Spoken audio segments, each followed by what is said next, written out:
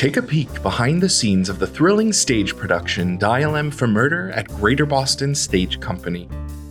Director Weylin Symes shares his enthusiasm for this fresh adaptation of the classic thriller.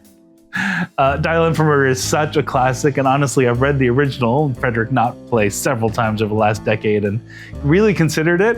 And then when I saw that Jeffrey Hatcher, who's a really well-known regional theater playwright, had done a new take on it, I thought I immediately wanted to read it. I got a manuscript version before it was actually released by the company that published it, and thought that he'd done this great job of freshening it up so it just feels like the original, but has enough new twists and turns and fun elements that I instantly decided we wanted to do this piece. Under Symes' direction, the cast brings nuanced performances to this suspenseful whodunit, or rather, a will he get away with it kind of mystery. We want you to feel like it's 1960 and you're watching the Hitchcock movie. That's what we want to do in every way. And that's what I think Jeffrey Hatcher, who did this adaptation, wants to do, with just enough of these little modern elements that make it feel fresh and alive. Lily Kaufman plays the role of Maxine, a character she describes as flawed yet heroic in her own way. My partner and I did watch the movie version, which was fascinating because I don't want to give any spoiler alerts, but I think this stage adaptation makes particularly my character of Maxine a lot more interesting than the movie version does. There's, I think Maxine in Dial M for Murder, the adaptation that we're doing right now, is so smart and so fun and gets a lot of opportunities to be a little flawed, but be also kind of a hero in her own way in the end.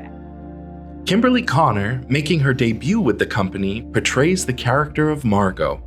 As Margot, Kimberly enjoys the challenge of remaining oblivious to the complex web of deceit unfolding around her.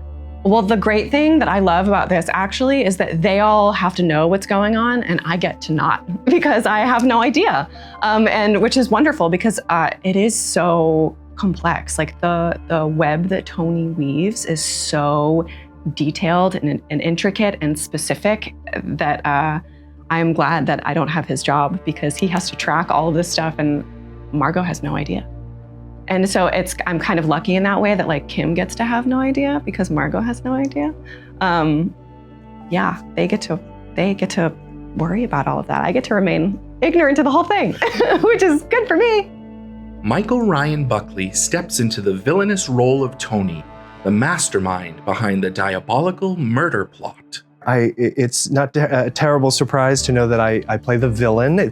He basically shows his cards very early in the play, so it's not too much of a spoiler. Tony is nothing if not a gentleman outwardly, but then there's this diabolical villainous side to him behind the scenes that really only the audience gets to see throughout the play.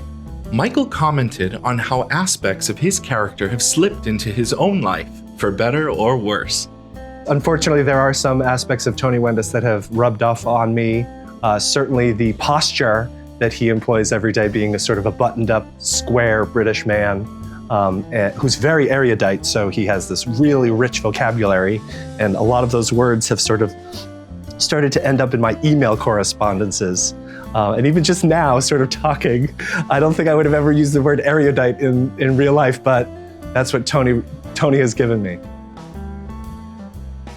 And there's two elements to that, which is this play I think does better than almost any play I remember, is we see characters acting. So we see the characters acting, where we see the husband be a really loving husband to his wife, while we, the audience, know that that's all a big lie. And then we see the moment where the wife leaves and it all drops and we see what's really happening and see him prep for his next part of the con that he's doing. And it's been really fun to play with those moments of, we keep saying in the rehearsal process, this is where your mask drops.